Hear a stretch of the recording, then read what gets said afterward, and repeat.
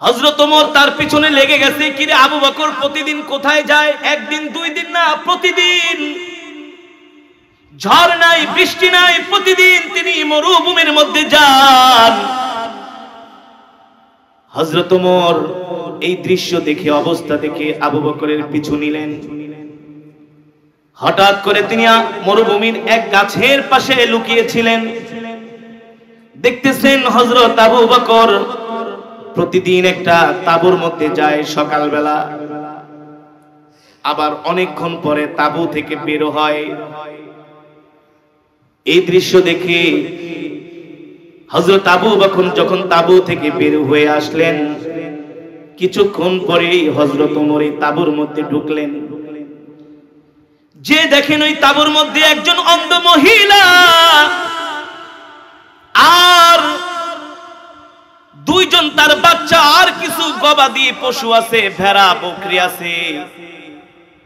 হযরত ওমর যে জিজ্ঞেস করলেন, ও বোন, প্রতিদিন ফজরের পরে তোমার তাঁবুর মধ্যে কে আসে? অন্ধ মহিলা হযরত ওমরকে তো চিনে না, তার চোখ নাই, তিনি তো দেখেনও না। বলে, আগন্তুক ভাই, আমি জানি না প্রতিদিন আমার তাঁবুর মধ্যে কে আসে, আমার তো চোখ নাই, আমি তো অন্ধ।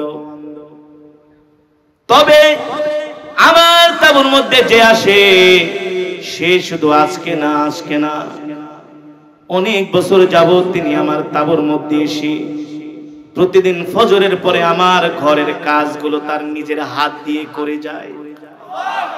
নিজের হাত দিয়ে রুটি বানায়, আল্লাহু আকবার। নিজের হাত দিয়ে রুটি বানায়, আমার সন্তানদেরকে খাওয়ায়, আল্লাহু আকবার। ভাই, শুধু আমার সন্তানদেরকে খাওয়ায় না, আমার গবাদি পশুগুলোকেও তিনি নিজের হাতে ঘাস খাওয়ায়, পানি খাওয়ায়। ঘরের কাজগুলো একেবারে পরিপাটি করে দিয়ে দিয়ে তিনি বছরের পর বছর আমার এই খেদমত করতেছেন। আমি অন্ধ, আমি চোখে দেখি না, কে আমার ঘরে আইসা এত বড় উপকার করে যায়। এই কথা শোনার পরে হযরত ওমরের চোখ দিয়া ঝরঝর করে পানি পড়তেছে। দৌড়ে আবু বকরের বাড়িতে গেলেন, যে বললেন, ভাই আবু বকর, আপনি তো আমাদেরকে অনেক বড় বিপদের মধ্যে ফেলে দিয়ে যাচ্ছেন। সিদ্দিক আকবর বলে, ভাই ওমর এই কথা কেন বললেন?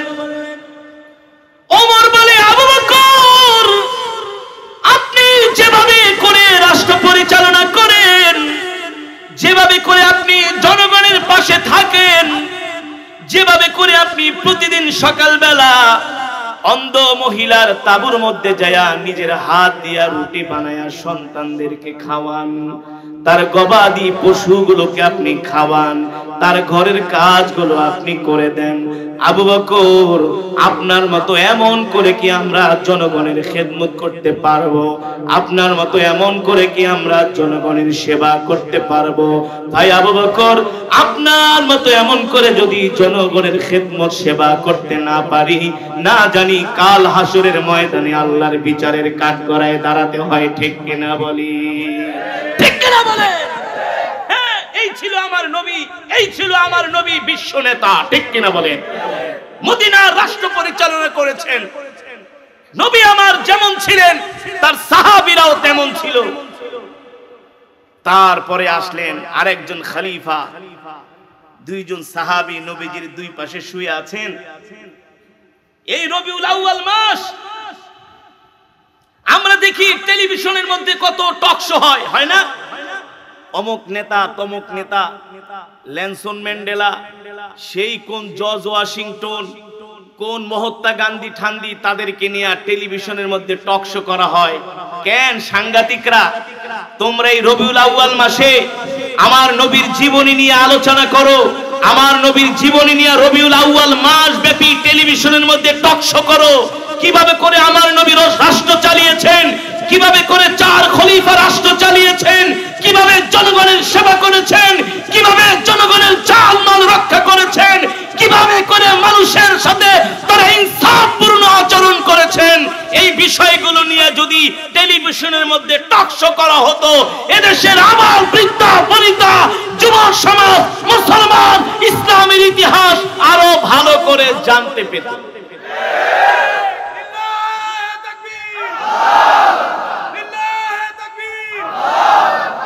এই রবিউল আউয়াল মাস, এই মাসে আমার নবী এই পৃথিবীতে এসেছেন, এই ধরে আগমন করছেন।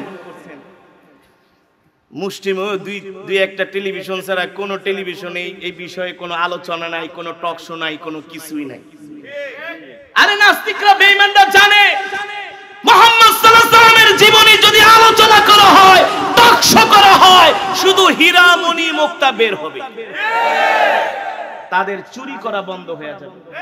কারণ আমার নবী তো জীবনে কোনোদিন মানুষের একটা হক মানে নাই।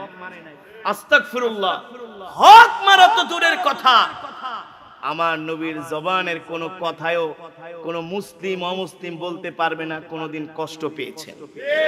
আমার নবী কারোর সাথে কর্কশ ভাষায় কথা বলেছেন, এই কথাও কেউ বলতে পারবে? পারবে না। তাহলে এত বড় বড় অনুষ্ঠান হয় কেন?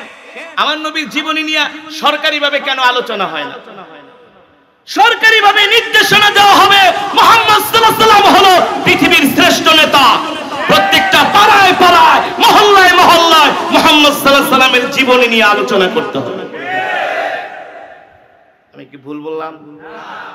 এই সমাজ যদি সংস্কার করতে হয়, এই সমাজে যদি শান্তি আনতে হয়, মুহাম্মদ সাল্লাল্লাহু আলাইহি ওয়াসাল্লামের আদর্শ ছাড়া এই সমাজে কি শান্তি প্রতিষ্ঠা করা সম্ভব? জোরে বলুন, সম্ভব নয়। আল্লাহর পয়গম্বর রাহমাতুল লিল আলামিন, তারপরে আসলেন সাইয়েদনা আবু বকর, তারপরে খেলাফতের দায়িত্ব পেলেন হযরত ওমর। ওমর রাদিয়াল্লাহু তাআলা আনহুর ঘটনা কি এক্সক্লুসিভ, হৃদয় বিদারক ঘটনা। দেখেন, শুক্রবার জুমার দিন, শুক্রবার, জোরে বলেন, শুক্রবার জুমার দিন হযরত ওমর খুতবা দিবেন। আজান হয়ে গেছে, কাপড় মাত্র দুইটা, একটা পরেন আর একটা গায়ে দেন। মেঘলা মেঘলা আকাশ, কাপড় একটা শুকায় নাই, আর একটা শুকিয়েছে, একটা পরেছেন, এখন আরেকটা তো গায়ে জড়াতে হবে। জুমার নামাজের সময় হয়ে গেছে, মসজিদের মিনার থেকে আজান হয়েছে, অথচ তার ঘরের মধ্যে অবশিষ্ট একটা অতিরিক্ত কাপড়ও নেই যে সেটা পরে সে মসজিদে যাবেন, অথচ তিনি হলেন অর্ধজাহানের বাদশা। মুসলমান যুবক, এই ইতিহাস তোমাদেরকে কে শোনাবে? আজকে কলেজ ইউনিভার্সিটিতে ইসলামের ইতিহাস পড়ানো হয় না, স্কুল থেকেও ধর্মীয় শিক্ষাগুলো বাদ দিয়ে দেয়া হচ্ছে। বলেন, এই ইতিহাস তোমাদেরকে কে শিখাবে, কে জানাবে? আমাদের গৌরব গাথা ইতিহাস, আমরা মুসলমান আগে কেমন ছিলাম, কিভাবে আমরা রাষ্ট্র পরিচালনা করেছি, একমাত্র আলেম সমাজ ছাড়া এই ইতিহাস তোমাদেরকে কেউ শোনাতে পারবে না। পারবে? শুক্রবার জুমার দিন হযরত ওমর চিন্তায় পড়ে গেলেন যে ঘরে তো কোনো কাপড় নাই, অথচ তিনি খলিফা, প্রেসিডেন্ট। আর বর্তমানে পৃথিবীতে যারা রাষ্ট্র ক্ষমতায় আছে সবার ঘরে স্বর্ণের খনি পাওয়া যায়। মালয়েশিয়ার যিনি প্রেসিডেন্ট ছিলেন নাজিব রাজা, ক্ষমতা ছাড়ার পরে তার ঘরের মধ্যে 25 সুটকেস টাকা পাওয়া হয়েছে মাত্র। এই বসা বসে ওঠা উঠে করেন, বসেন। যেটা বলছিলাম, একজন প্রেসিডেন্ট খলিফার ঘরে অবশিষ্ট একটা কাপড়ও নাই যে সে গায়ে দিয়ে জুমার নামাজ পড়াবে। কল্পনা করা যায়? কল্পনা করা যায়? খেজুর গাছের নিচে হযরত ওমর শুয়ে আছেন, রোম পারস্যের দূত এসছে, এই তোমাদের খলিফা কোথায়? বলে আমাদের খলিফা তো ওই যে। কোথায়? বলে ওই যে দেখো, নাক টেনে খেজুর গাছের নিচে ঘুমাইতেছে। রোম পারস্যের দূতেরা এই দৃশ্য দেখে বলে, হ্যাঁ, তিনি খলিফা হওয়ার যোগ্য। কারণ আমাদের বাদশারা রাস্তায় বের হইলে চতুর্দিক থেকে প্রটোকল দিতে হয়, আর তোমাদের খলিফা একা একা নাক ডেকে ঘুমাইতেছে। তার মানে তোমাদের খলিফার কোনো শত্রু নাই, তার প্রটোকল লাগে না। এর কারণ হলো সে জনগণের অধিকার 100% আদায় করে। ঠিক না বলেন? সম্মানিত হাজিরিন, সেই হযরত ওমর রাদিয়াল্লাহু তাআলা আনহুর কথা বলছি। জুমার দিন শুক্রবার আজান হয়ে গেছে, মসজিদে যাবে, কাপড় একটা শুকায় নাই। চিন্তায় পড়ে গেলেন কিভাবে এখন তিনি মসজিদে খুতবা দিবেন। এই অবস্থা দেখে তার ছেলে আব্দুল্লাহ ইবনে ওমর দৌড়ায় আসলেন, আব্বাজান আপনার কাপড় একটা শুকায় নাই, আপনি এখন কি গায়ে দিবেন? আব্বাজান আপনি যদি অনুমতি দেন আমার গায়ের কাপড়টা আপনাকে দিলাম, আপনি আমার কাপড়টা পরে জুমার নামাজ পড়ান। হযরত ওমর সন্তানের কাপড় গলার মধ্যে জড়ায়া শরীর থেকে খুতবা দেওয়ার জন্য মসজিদে নববীর মিম্বারে উঠলেন। বয়ান করতেছেন, হঠাৎ করে পিছন থেকে একজন যুবক দাঁড়ায় গেছে। খলিফা আপনি আপনার বয়ান বন্ধ করেন, আপনি আপনার বয়ান। কত বড় কথা! অথচ হযরত ওমরকে দেখলে ইবলিস শয়তান পর্যন্ত রাস্তা পরিবর্তন করে। হ্যাঁ, হযরত ওমর আল্লাহর পয়গম্বরের এমন একজন সাহাবী, যে ওমরকে বলা হয় মেজাজে ওহী। সুবহানাল্লাহ। হযরত ওমরের সিদ্ধান্ত অনুযায়ী, মত অনুযায়ী আল্লাহ কোরআনের মধ্যে 25টা আয়াত নাযিল করছে। যাকে বলা হয় মেজাজে ওহী, ওহীর মেজাজের একজন মানুষ। সেই ওমরকে বলতেছেন, খলিফা আপনি আপনার বক্তব্য বন্ধ করেন। পৃথিবীর বর্তমান যারা শাসন ব্যবস্থায় আছে তারা থাকলে কিন্তু আগে ওটারে অ্যারেস্ট কর, 14 শিখে ঢুকা, এত বড় সাহস। হযরত ওমর বললেন, ভাই আপনি আমার বক্তব্য বন্ধ করতে বলছেন, আমার কি অপরাধ? ওই যুবক বললেন, আমার চোখে আপনার অনেক বড় একটা অপরাধ ধরা পড়েছি। আরে তোমার চোখে 1 টাকা 100টা অপরাধ ধরা পড়তে পারে, এটা তোমার ব্যক্তিগত ব্যাপার। এ কারণে তুমি ভরা মজলিসের মধ্যে একজন শাসককে তো এইভাবে ধমক দিতে পারো না। কত সুন্দর সুন্দর চরিত্রের ছিলেন হযরত ওমর। এত সুন্দর চরিত্র কে শিখাইলেন? এত সুন্দর চরিত্র শিখিয়েছেন রাহমাতুল লিল আলামিন। সেই নবী বলেছেন, লাউ কানা বাদি নাবিয়ুল্লাহ কানা ওমর। আল্লাহ তাআলা আমার পরে যদি কাউকে নবী বানায়া দুনিয়াতে পাঠাইতেন, আল্লাহ তাআলা হযরত ওমরকে নবী বানাইতেন। ঠিক কিনা বলি? সেই ওমর বলতেছেন, ভাই আমি আমার বক্তব্য কেন বন্ধ করব? বলে, হ্যাঁ আপনার বক্তব্য বন্ধ করেন, আগে আমাকে একটা প্রশ্নের জবাব দেন, তারপরে আপনি বয়ান করেন। এই যে আমি বয়ান করতেছি, এই অবস্থায় যদি আপনারা কেউ আমার কথার মধ্যে কাউন্টার দেন, খারাপ লাগবে কি লাগবে না? জোরে বলেন। অথচ হযরত ওমর, আল্লাহু আকবার, আমার নবী কত সুন্দর আদর্শ চরিত্র, কত সুন্দর বিনয় নম্রতা শিখিয়ে গেছেন। সিংহের মতো সাহসী একজন মানুষ ছোট বাচ্চার মতো চুপ হয়ে গেলেন। বললেন, ভাই ঠিক আছে আপনি আপনার প্রশ্ন করেন, আমি উত্তর দিই, তারপর বয়ান করব। সুবহানাল্লাহ, জোরে বলেন সুবহানাল্লাহ। আল্লাহু আকবার। ওই যুবক দাঁড়ায় বললেন, ভাই ওমর, খলিফা ওমর, আপনার গায়ে যেই পোশাক পরা, কাপড় পরা, দেখতেছি আপনার গায়ের কাপড়টা একটু নতুন, কিন্তু আমাদের গায়েরটা তো পুরান। নতুন কাপড় কই পাইলেন? যদি কাপড় নতুন হয় তাহলে আমাদেরটাও নতুন হবে, আপনারটাও হবে, কারণ রাষ্ট্রীয় কোষাগার থেকে দেয়া হয়েছে। তার মানে আপনি কি কাপড় 2টা নিছেন, আমাদেরকে একটা করে দিছেন? এই কথা শোনার পরে হযরত ওমর চুপ হয়ে গেল। বলে কি আমি রাষ্ট্রীয় কোষাগার থেকে কি 2 পিস কাপড় বেশি নিছি নাকি অতিরিক্ত? তোমাদেরটা পুরান, আমারটা নতুন। এই কথা শোনার পরে হযরত ওমর তার সন্তানের দিকে ইশারা করলেন, আব্দুল্লাহ ইবনে ওমর, তুমি ভাইয়ের প্রশ্নের উত্তরটা দিয়ে দাও। আব্দুল্লাহ ইবনে ওমর দাঁড়ায় বললেন, ভাই আমার বাবার গায়ে আপনি যে নতুন কাপড়টা দেখতেছেন মূলত এই কাপড়টা আমার বাবার না। আমার বাবা খলিফা, তিনিও রাষ্ট্রীয় কোষাগার থেকে 2টা কাপড় পেয়েছিলেন, আমি তার সন্তান, আমিও 2টা পেয়েছিলাম। কিন্তু আমার কাপড়টা আমি ব্যবহার করি নাই, সিন্ধুকের মধ্যে রেখে দিয়েছিলাম। আজকে যেহেতু শুক্রবার, জুমার দিন আমার বাবা খুতবা দিবে, আর আমার বাবা যে কাপড়টা পরেছেন পরতে পরতে এতটা পুরানো হয়ে গেছে, কালো হয়ে গেছে। আমার কাপড়টা আমার মা ধুয়ে দিয়েছেন। আমার বাবার কাপড়টা একটা শুকিয়েছে আর একটা ভালো করে শুকায় নাই। এ কারণে আমি আমার কাপড়টা আমার বাবাকে নামাজ পড়ানোর জন্য দিয়েছি। আল্লাহু আকবার, জোরে বলেন আল্লাহু আকবার। আব্দুল্লাহ ইবনে ওমর বলে, বিশ্বাস না করলে সিল মিলায় দেখেন কত সালের কাপড়, মিলায় দেখেন কত সালের কাপড়, আর বাড়িতে যেয়ে দেখেন আমার বাবার কাপড়টা এখনো শুকাইতে দেওয়া। এই দৃশ্য দেখে ওই যুবক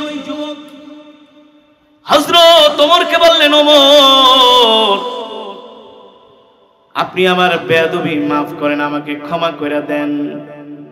হযরত ওমর বলল, ভাই আমি তোমাকে আল্লাহর জন্য ক্ষমা করে দিলাম। ওই যুবক বলল, ভাই ওমর আমার একটা ইচ্ছা হলো, যদি আপনি আমাকে একটু ছুঁইতে দেন, ধরতে দেন, আমি আপনার কাছে ক্ষমা চাইবো, আমি আপনার সাথে বেয়াদবি করেছি। হযরত ওমর বলল, ক্ষমা তোমাকে করে দিয়েছি। তারপরেও বললেন হযরত ওমর, ভাই খলিফা আমাকে একটু সুযোগ দেন, আমি আপনার কাছে আসব। যুবককে জায়গা করে দেয়া হলো। ওই যুবক এসে হযরত ওমরের মাথায় হাত দিয়া রাসূলের রওজায়ে আতহারের দিকে ইশারা করে বললেন, ওগো আল্লাহর নবী, আপনি কত সুন্দর একজন খলিফা আমাদেরকে দিয়ে গিয়েছেন। আল্লাহু আকবার, জোরে বলেন আল্লাহু আকবার। সম্মানিত হাজিরিন, আমার নবী রাহমাতুল লিল আলামিন সরকারে দো আলম এই 12ই রবিউল আউয়ালে তিনি ধরায় আগমন করলেন। অন্ধকার দূর করার জন্য তিনি আল্লাহর কোরআন দিয়া মক্কার জমিনকে, সারা পৃথিবীকে আলোকিত করেছেন। ঠিক কিনা বলেন? আর সেই কোরআনুল কারীমের তেলাওয়াতই আমি আপনাদের সামনে দীর্ঘক্ষণ করেছি। সম্মানিত হাজিরিন, এই কারণে আল্লাহ রাব্বুল আলামিন কোরআনের মধ্যে বলছেন, ওয়া ইযা তুলিয়াত আলাইহিম আয়াতুহু যাদাতুহুম ঈমানা। কোরআন আল্লাহ নাজিল করেছেন আপনার আমার কলিজার টুকরা মরুর মদিনায় সবুজ গম্বুজের নিচে শুয়ে আছে আখিরি জামানার পয়গম্বর, ইমামুল আম্বিয়া, সাইয়্যিদুল মুরসালিন, খাতামুন নবিয়্যিন। আল্লাহ তাআলা সেই পয়গম্বরকে এই রবিউল আউয়াল মাসে এই ধরায় পাঠিয়েছেন। ঠিক কিনা বলেন? এই মাস রবিউল আউয়াল মাস, এই মাসেই রব্বুল আলামিন রাহমাতুল লিল আলামিনকে পাঠিয়েছেন।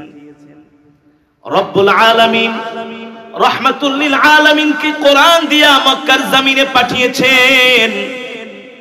আমার নবী সরকারে দো আলম এই কোরআন নিয়ে মক্কার জমিনে আসলেন। যুবকরা রে আমার, ও যুবক বন্ধু আমার, তোমার আমার কলিজার টুকরা বিশ্ব নবী, ইমামুল আম্বিয়া, সাইয়্যিদুল মুরসালিন, খাতামুন নবিয়্যিন এই কোরআনের জন্য তায়েফের ময়দানে আমার নবী কাফেরদের পাথর খেয়ে রক্তাক্ত হয়েছেন। ঠিক কিনা বলেন? আমার নবী কেমন মারা হয়েছে তায়েফের ময়দানে, আমার নবী অজ্ঞান পর্যন্ত হয়ে গিয়েছেন। অথচ আমার নবী রাহমাতুল লিল আলামিন মক্কার কাফেরদেরকে আমার নবী কোরআনের দাওয়াত দেয়। মক্কার কাফেরেরা কোরআনের দাওয়াত গ্রহণ করে না, তারা আমার নবীকে মিথ্যাবাদী বলে, আমার নবীকে তারা কবি বলে, আমার নবীকে তারা জাদুকর বলে। আল্লাহ কোরআনের মধ্যে আয়াত নাযিল করে দিলেন, নবী মক্কার কাফেরেরা আপনাকে মিথ্যাবাদী বলে, জাদুকর বলে, যাই বলুক না কেন আপনি মন খারাপ করবেন না। আপনি তো আসলে মিথ্যাবাদী না, জাদুকর না, আপনি হলেন রাহমাতুল লিল আলামিন। আমার নবী রাহমাতুল লিল আলামিন। যুবক, আজকে তোমরা কত নেতার পিছে ঘোরো, ঘুরে কি করে না? কোন নেতাই তোমাদেরকে নামাজের দাওয়াত দেয় না, ইসলামের কথা বলে না, দ্বীনের কথা বলে না।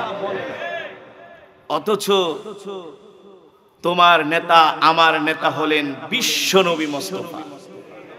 এই পৃথিবীর জমিনে যদি নেতা হওয়ার যোগ্যতা রাখে তাহলে আমার নবী নেতা, কারণ আমার নবীর চরিত্র ফুলের চেয়েও, জোরে বলেন, আমার নবীকে আপনি নেতার কাতারে দাঁড় করান, আমার নবীর মতো ইতিহাসে, পৃথিবীর ইতিহাসে এমন নেতা পৃথিবীতে আসে নাই, আর কোনদিন আসবেও না। ফর এক্সাম্পল, আমার নবী কেমন নেতা? জনগণের প্রতি, উম্মতের প্রতি, সাহাবীদের প্রতি, শুধু মুসলমান নয় অমুসলিমের প্রতিও আমার নবী কেমন দরদ ছিলেন। রাসূলের ঘরে 3 দিন পর্যন্ত খাবার নাই, 3 দিন পর্যন্ত। হযরত ফাতেমা আল্লাহ নবী দরবারে আসছেন, নবীজি মসজিদে নববীর সিঁড়িতে বসে আছেন। আয়েশা বললেন, আব্বা জান, 3 দিন পর্যন্ত ঘরে খাবার নাই, চুলায় আগুন জ্বলে না, আপনি তো আটার বস্তা নিয়ে বসে আছেন, এখান থেকে 1 কেজি আটা দেন না, 10টা রুটি বানাই, আপনি 2টা খান, আমি 2টা খাই, আমার হাসান হুসাইন, আমার স্বামী আলী, আমরা তো 5 জন, 1 কেজি আটা দেন না, 10টা রুটি বানাই, আমরা খাই। সরকারে দো আলম বললেন, ফাতেমা তুমি আমার কাছে 1 কেজি আটা চেয়েছো, আমি হলাম মদিনার প্রেসিডেন্ট, শুধু 1 কেজি আটা না, আমি যদি তোমাকে 1 বস্তা আটা দিয়ে দেই, মদিনার এমন কেউ নাই আমাকে সে জিজ্ঞাসা করবে আছে? সরকারে দো আলম বললেন, ওগো আল্লাহর নবী,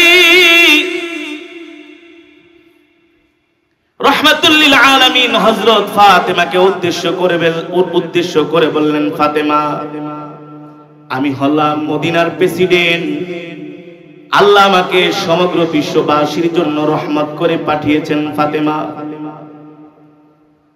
তুমি আমার কাছে 1 কেজি আটা চেয়েছো, আমি শুধু 1 কেজি না, তোমাকে যদি 1 বস্তা আটাও দিয়ে দিই, কারো কাছে আমার জবাবদিহি করতে হবে না, কৈফিয়ত দিতে হবে না। তবে ফাতেমা তুমি কি জানো না, ওই বদরের প্রান্তরে আমার অনেক সাহাবীরা দ্বীনের জন্য শাহাদাত বরণ করেছে, তাদের এতিম বাচ্চারা এসে আমার কাছে খাবারের জন্য দরখাস্ত করেছে। ফাতিমা আগে আমি আটার বস্তাগুলা নিয়া মদিনার প্রতিটা এতিম সন্তানের ঘরে ঘরে আটার বস্তা নিয়ে যাব, আমি আমার নিজ হাতে আটাগুলো বিলিয়ে দিব, তারপরে যদি ফাতেমা আটা থাকে কেবলমাত্র সেই আটাই নবীর ঘরে যাবে। আল্লাহু আকবার, যারা বলেন আল্লাহু আকবার। হযরত ফাতেমা বলে, আমার বুঝ হয়ে গেছে আপনি কি আটা আমাকে দিবেন, কারণ আমি তো আমার বাবাকে চিনি,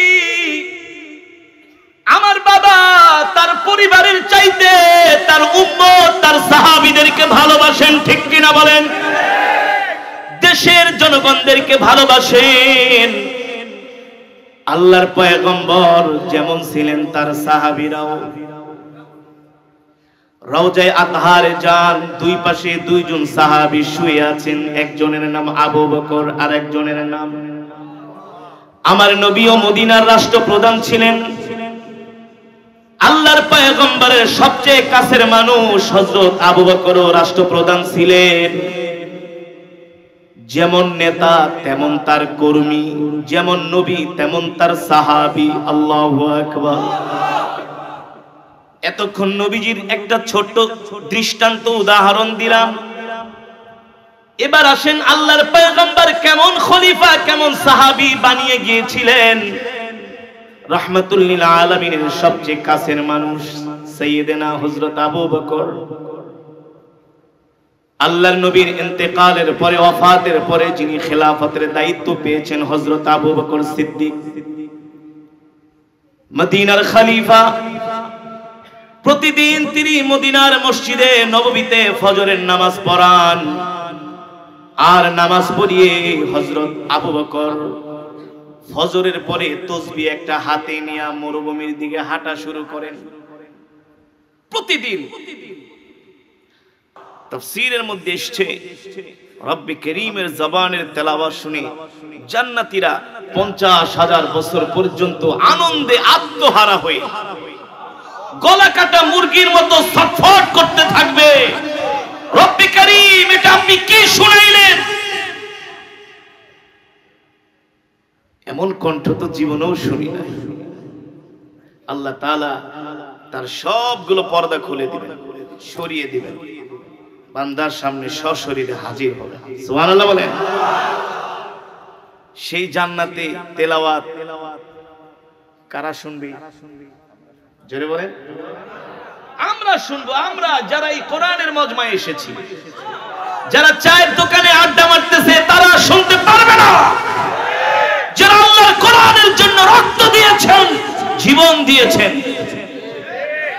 যারা আল্লাহর কোরআনকে মহব্বত করে, আল্লাহর কোরআনকে ভালোবাসেন, আপনাদের মতো আল্লাহর পেয়ারা বান্দারা শুনছেন। একজন কারি সাহেব আসবে আজকের মাহফিলে, শুধু কোরআনের মহব্বতে চলে এসেছে। আল্লাহর বান্দারা, এই কোরআন এমন এক কিতাব, বয়ান করা লাগে না, তাফসীরও করা লাগে না, ব্যাখ্যা বিশ্লেষণও লাগে না, শুধু তেলাওয়াত শুনেই কাফেররা কালেমা পড়ে মুসলমান হয়ে।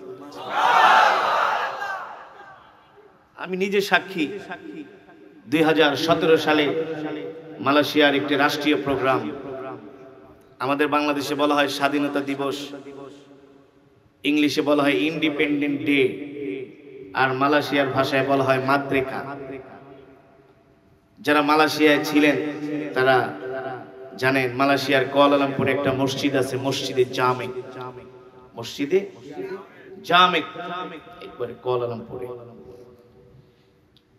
তো তাদের স্বাধীনতা দিবসে পৃথিবীর বিভিন্ন দেশ থেকে কারি সাহেবদেরকে দাওয়াত দিয়ে নিয়ে যান তেলাওয়াত করার জন্য। কেরাত মাহফিল হয় তাদের স্বাধীনতা দিবসে। আর আমরা তো অনেক ডিজিটাল বাঙালি হয়ে গেছি, অনেক ধনী রাষ্ট্র। আমাদের দেশের স্বাধীনতা দিবসে ঢোল তবলা মিউজিক বাজায় গান গাওয়া হয়, আর তারা করে স্বাধীনতা দিবসে কোরআন তেলাওয়াত। কি করে? শুধু কোরআন তেলাওয়াতই না, বলছি অপেক্ষা করে। আমার তেলাওয়াত দেওয়া হলো সর্বশেষ আসরের পরে মাগরিবের আগে। আমি ভেবেছি হয়তো বা আমার পরে আরো কোন বিদেশি মেহমান তেলাওয়াত করবে। সেই 2017 সালের সেই দৃশ্যটি আমার আজও চোখে বাজে, আজও চোখের সামনে আমার উদ্ভাসিত হয়। আমি তেলাওয়াত করছিলাম মসজিদে জামেকে আসরের নামাজের পরে। তেলাওয়াত হচ্ছে, দেখি চতুর্দিকে তাকিয়ে অনেক খ্রিস্টান বুদ্ধিস্ট মেয়েরা, তারা কোরআনের আওয়াজ শুনে আর থাকতে পারে নাই। তেলাওয়াতের একেবারে মসজিদের কাছে চলে এসেছে, আয়েশা বলে আমাদেরকে ঢুকতে দাও, তোমাদের ধর্মীয় বাণী আমরা শুনবো। মসজিদ কমিটি বলে আমাদের এই মসজিদে ঢোকার জন্য ইউনিফর্ম আছে, তোমাদের গায়ে যে পোশাক, এই পোশাক পরে এই মসজিদের বাউন্ডারিতে ঢুকতে পারবে না, প্রোগ্রামে ঢুকতে পারবে না, এখানে ঢুকতে হলে আলাদা ইউনিফর্ম আছে। বলে দাও তোমাদের ইউনিফর্ম। বোরকার মতো একটা পোশাক মেয়েদেরকে দেয়া হয়, সেই পোশাক পরে পরে তারা ঢুকতেছেন আল্লাহর কোরআন শোনার জন্য। পোশাক দিতে দিতে শেষ, পোশাক দিতে দিতে শেষ। অনেক অমুসলিমরা এসে বলে আমাদেরকে ঢুকতে দাও। মসজিদ কর্তৃপক্ষ বললেন এখন আর ঢুকতে দেওয়া যাবে না, কারণ পোশাক শেষ। আর বেপরদায় কখনো মুসলমান আল্লাহর ঘরের বাউন্ডারিতে তোমাদের ঢুকতে দিতে? হাজার হাজার অমুসলিম ছেলে মেয়েরা সেদিন দাঁড়িয়ে দাঁড়িয়ে আল্লাহর কোরআনের তেলাওয়াত শুনেছে। আমার যখন প্রোগ্রাম শেষ হয়ে গেল, প্রোগ্রাম শেষ হওয়ার পরে মাগরিবের আজান, আজানের পূর্বে আমাকে মালয়েশিয়ার একজন কারি সাহেব বলতেছেন, হযরত আসেন আমরা ইফতারি করি। আমি বললাম ইফতারি মানে আমি তো রোজা রাখি নাই, তোমরা কি রোজা রেখেছো কিনা? বলে হযরত আমাদের দেশের স্বাধীনতা দিবসে আমরা আল্লাহর শুকরিয়া আদায় করার জন্য আমরা প্রত্যেক এই দিবসে আমরা সকল মুসলমান রোজা রাখার চেষ্টা করি। এই গত বছর সুনামগঞ্জের বাদাঘাট একটা বাজার আছে একেবারে ভারতের সীমান্তের কাছে, যেখান থেকে পাথর উত্তোলন হয়। ওরা আমার একটা প্রোগ্রাম নিল, আমি এশারের পরে বয়ান করে আমি আরেক প্রোগ্রামে যাব। বিশাল বাজার, প্রথম বসেছি, মসজিদ কমিটি বলে হুজুর আপনি একটু লাস্টে বয়ান করলে ভালো হতো, অনেক দূর দূরান্ত থেকে মানুষ আসবে, এত অল্প মানুষ নিয়ে আপনি বয়ান করবেন। আমি বললাম যে বেশি মানুষ হওয়া এটা আমার মাকসাদ না, আমার মাকসাদ হলো আল্লাহ তাআলার জবানের কালাম তেলাওয়াত করা, আল্লাহর সন্তুষ্টির জন্য। তেলাওয়াত করছিলাম, মাত্র 5 মিনিটের মধ্যে পুরা মাহফিলের প্যান্ডেল কানায় কানায় ভরে গিয়েছে। এর চেয়েও আরো এক্সক্লুসিভ ঘটনা হলো, আমি তেলাওয়াত করছিলাম, হঠাৎ করে দেখি একটা যুবক এসে আমার একেবারে টেবিলের কাছে বসছে। এই টেবিলের কাছে যুবকটার গায়ে একটা প্যান্ট, পরনে একটা জিন্স, চেহারার দিকে তাকায় আমি নিজেই কৌতূহলী হলাম যে কোন মুসলমান যুবক মাহফিলে আসলে সাধারণত একটা টুপিও পরে, অথবা মুসলমানদের চেহারার মধ্যে একটা আকর্ষণ থাকে না? এই ছেলেটা যখন এখানে এসে বসছে, আশেপাশের মানুষের একজন আরেকজনকে খোঁচায়, হাসে। তো এই দৃশ্য আমি দেখছি, দেখে আমি অবাক হয়ে গেলাম যে এই যুবকটা এখানে বসার পরে মানুষ এত হাসাহাসি করে, একজন আরেকজনকে খোঁচায়, আরেকজনকে বলে দেখছস। যখন আমার তেলাওয়াত শেষ হয়ে গেল তখন একজন যুবক এসে বলে হুজুর আপনার সামনে যে বসছে সে কিন্তু মুসলমান না, সে কিন্তু হিন্দু।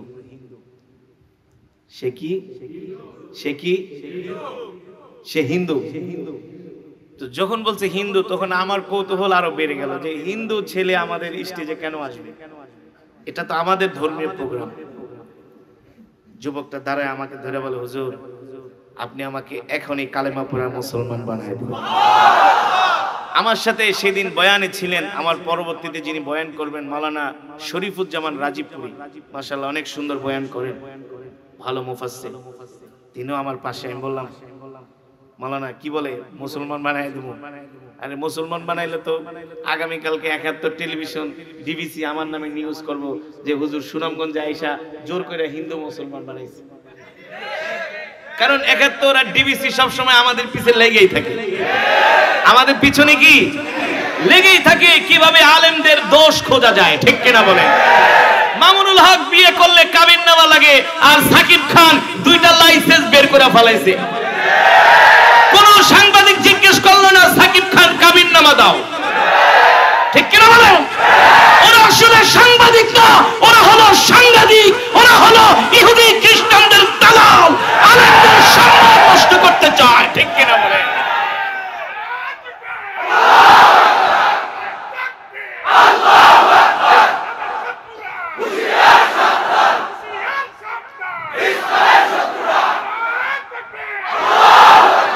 সম্মানিত হাজিরিন, হক কথা বলতে গিয়ে আমি বাংলাদেশে আল্লাহর রহমত কাউকে ভয় করি না, আল্লাহ ছাড়া আই ডোন্ট কেয়ার।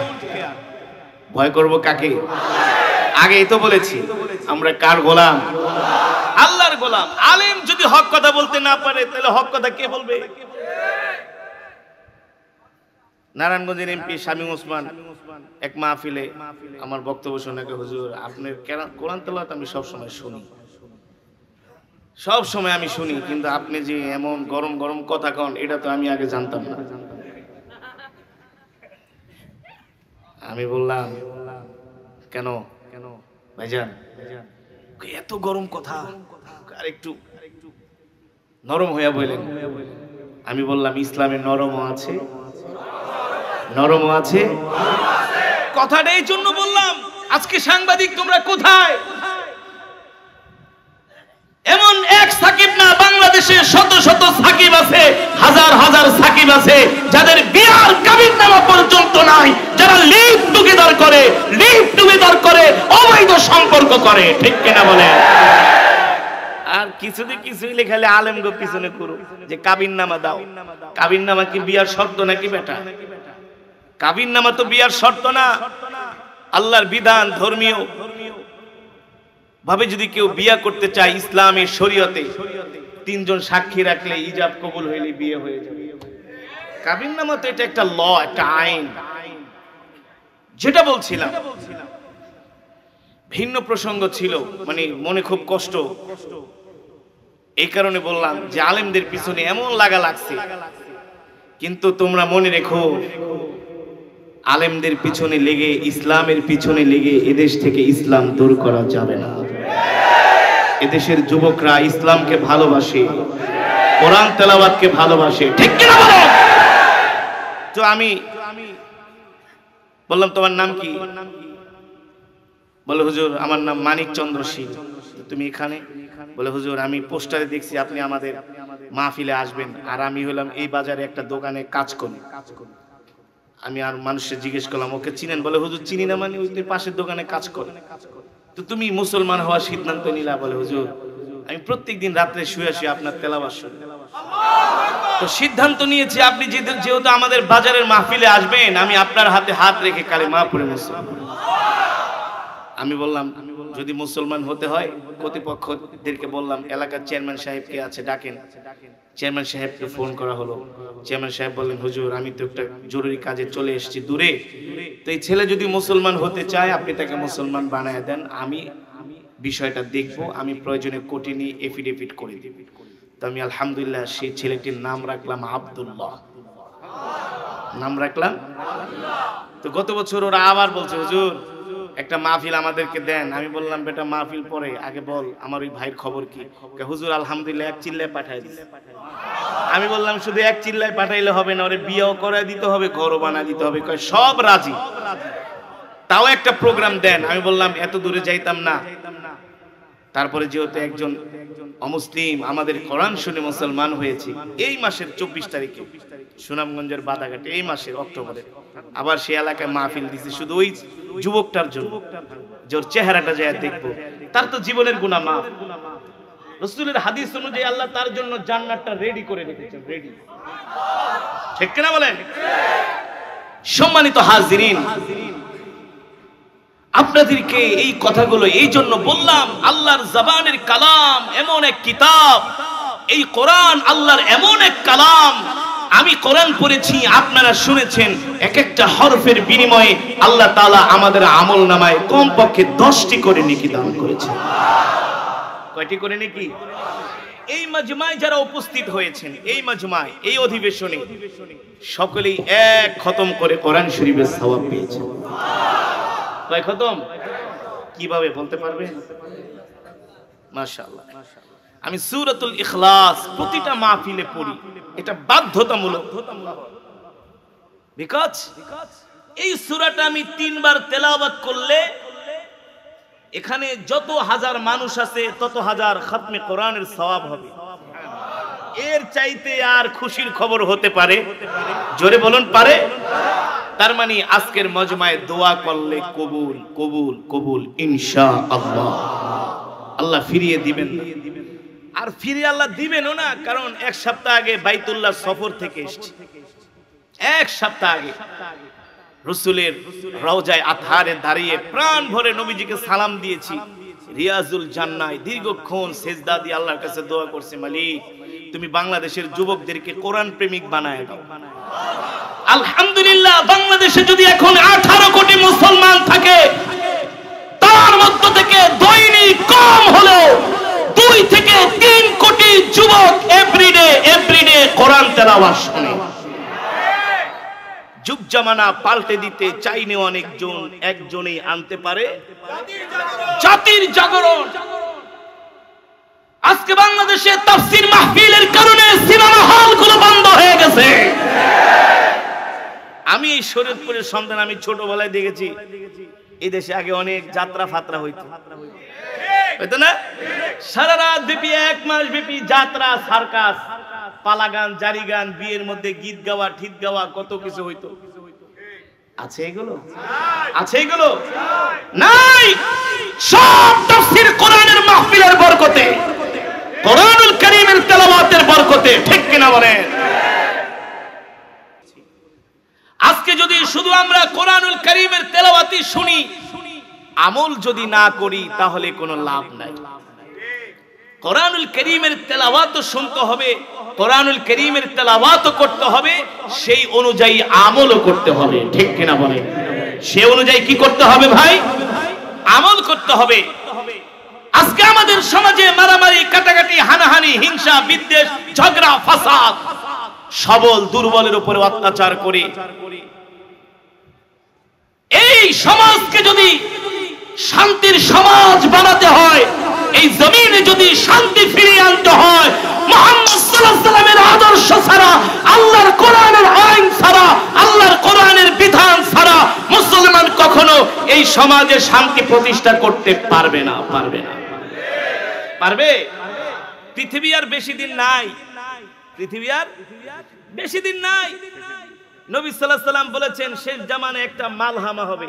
কি হবে? পারমাণবিক যুদ্ধ। আজকে পৃথিবীতে যারা মুসলমানদের উপর অত্যাচার করেছেন, আল্লাহর মায়ের দেখেন, ইন্নাহুম ইয়াকিদুনা কাইদা ওয়া আকিদু কাইদা। আল্লাহ বলে তোরাও কৌশল করস, আমি আল্লাহও কৌশল করি। আজকে পৃথিবীতে আমেরিকা আর রাশিয়া দুটাই পরাশক্তি। দুটাই কি? এই দুই পরাশক্তি মুসলমানদের উপর অত্যাচার করেছে। এখন এই দুই পরাশক্তি লেগে গেছে। যে কোনো সময় পারমাণবিক যুদ্ধ হইতে পারে, যে কোনো সময় হতে পারে। আল্লাহ না করুন, যদি পারমাণবিক যুদ্ধ শুরু হয়ে যায়, এই পৃথিবী পাল্টে যাবে, পৃথিবী মেচাকার হয়ে যাবে, পৃথিবীর মানুষগুলো মরে মরে রাস্তায় পড়ে থাকবে। তার মানে এতদিন আমেরিকা, রাশিয়া যা করেছে, তারা শান্তি প্রতিষ্ঠা করতে পারে নাই। শান্তি প্রতিষ্ঠা করে গিয়েছিলেন মুহাম্মদুর রাসূলুল্লাহ, তার সাহাবীরা। মাঝখানে এতটা বছর তারা পৃথিবীতে অশান্তি সৃষ্টি করেছে। আবার পৃথিবীতে শান্তি আসবে, আবার পৃথিবীতে শান্তি প্রতিষ্ঠা হবে। সেই শান্তি প্রতিষ্ঠা কোনো অমুসলিমের দ্বারা নয়, সেই শান্তি প্রতিষ্ঠা হবে ইমাম মাহদী আলাইহিস সালামের দ্বারা, ঠিক কিনা বলে? এ কারণে এই কোরআন নিয়ে আমাদেরকে বাঁচতে হবে। সেই কোরআনের মাদ্রাসাই হলো আজকের এই মাহফিল, ঠিক কিনা বলে? সেই যেই মাদ্রাসায় কোরআন শেখানো হয়, কোরআন পড়া হয়, সেই কোরআনের ফ্যাক্টরি হলো এই মাদ্রাসা। বসেন, আমরা মোনাজাত দিয়ে দেব। অনেক সময় হয়েছে, আর বেশি সময় নিব না। আপনাদের জন্য একটা আকর্ষণ আছে। শিল্পী নূরে আলম সিদ্দিকী চমৎকার একটি নাতে রাসূল আমাদেরকে গেয়ে শোনাবেন। এই রবিউল আউয়াল মাসে এই নাতে রাসূলটা না শুনলে অনেক কিছু মিস করবেন। আমি এই নাতে রাসূলটি শুনলে পাগল হয়ে যাই, বেকরার হয়ে যাই। শিল্পী সাহেব আমাদেরকে নাতে রাসূলটি শোনাবেন, আমরা মোনাজাত দিয়ে দিব। একজন উঠাউঠি করবেন না, প্লিজ ধৈর্য ধরে বসুন। যেটা বলছিলাম, এই পৃথিবীর জমিনে আমরা ব্যক্তিগতভাবে যদি আমাদের পরিবারটাকে শান্তিতে রাখতে চাই, আমাদের সন্তানগুলোকে যদি সোনার মানুষে পরিণত করতে চাই, আল্লাহর কোরআন ছাড়া আমাদের দ্বিতীয় কোনো পথ নাই। আছে? আচ্ছা আপনারা বলেন, কোন মাদ্রাসার ছাত্রকে গাঁজা খাইতে দেখছেন? ইয়াবা খাইতে দেখছেন? ফেন্সিডিল খেতে দেখছেন? সন্ত্রাসী, মাস্তানি, চাঁদাবাজি করতে দেখছেন? মারামারি, কাটাকাটি, হানাহানি করতে দেখছেন? দেখেন নাই। কোন মহিলা মাদ্রাসায় মারামারি করতে দেখছেন? আমরা বিপরীতে কি দেখলাম? ইডেন কলেজে চুল ছিঁড়াছি। ইডেন কলেজে কি? সেই ইডেন কলেজের বন্ডা স্টেটমেন্ট দিচ্ছেন সোশ্যাল মিডিয়ার সামনে যে আমরা ইডেন কলেজে পড়ি ঠিকই, কিন্তু আমাদের সতীত্বের কোনো গ্যারান্টি নাই। তার মানে জাগতিক শিক্ষা দিয়া পৃথিবীতে শান্তি আসবে না, আসবে না আল্লাহর কোরআনের শিক্ষা ছাড়া, ঠিক কিনা বলেন? এ কারণে প্রত্যেকটা মুসলমানের বাধ্যতামূলক আল্লাহর কোরআন শিখতে হবে। আল্লাহর কোরআন আজকে কলেজ, ইউনিভার্সিটি, স্কুলে শেখানো হয় না। আল্লাহর কোরআন শেখানো হয় কোথায়? মাদ্রাসায়। এই কারণে মাদ্রাসাগুলো প্রতিষ্ঠা রাখতে হবে, মাদ্রাসাগুলোকে কায়েম রাখতে হবে। মাদ্রাসাগুলো যাতে সুন্দর করে চলে, সেই দিকে প্রত্যেকটা মুসলমানের সজাগ দৃষ্টি রাখতে হবে, ঠিক কিনা বলেন? আমাদের যাদের সন্তান আছে, আমাদের যাদের সন্তান আছে তাদেরকে আমরা দ্বীনি মাদ্রাসায় ভর্তি করব তো ইনশাআল্লাহ। নিজেরাও কোরআন শিখবো, সন্তানদেরকে কোরআন শিখায় আলেম বানাবো। রাজি আছেন তো ইনশাআল্লাহ? কে কে রাজি আছেন হাত উঠান। নারায়ে তাকবীর, নারায়ে তাকবীর। আল কোরআনের আলো, আল হাদিসের আলো, কোরআন সুন্নাহর আলো সংসদে যাব। আল্লাহ কবুল করুন। হাত নামান। এক খতম করে কোরআন শরীফের সওয়াব পাইছেন মিয়া, দোয়া না করে চলে যাবেন? হ্যাঁ, এই মজমায় আজকে দোয়া করেন, দোয়া কবুল হবেই হবে ইনশাআল্লাহ। দোয়া কবুল হবে ইনশাআল্লাহ। এক খতম কোরআন শরীফ পড়াইতে হইলে এখন বর্তমানে 10 জন ইমাম সাহেব দাওয়াত দিতে হয়। আবার আপনি ওই মিয়াবাড়ির ইমাম সাহেবরে পাইবেন না, কব আমার দাওয়াত আর একটা আছে। আবার হুজুরের কাছে আইলে কব আমার তো ডায়াবেটিস, যদি খতম একটা পড়াছে তাহলে একটু ভালো ভালো খাওয়া বানাইস, মিষ্টি মুষ্টি খাওয়াইস না। 10 ইমামের 10 কন্ডিশন। এত কিছু করে একটা কোরআন খতম পড়াইলেন, ভালো করে খাওয়াইলেন, দোয়া কইরা যাওয়ার সময় কব হুজুর ভাইজান জায়গা মানে কি খতম পড়ছেন, দোয়া করাইছেন, খাওয়াইছেন, এখন আলহামদুলিল্লাহ নবীর সুন্নত কিছু হাদিয়া দিতে হবে। একটা কোরআন খতম করাইলে এত টাকা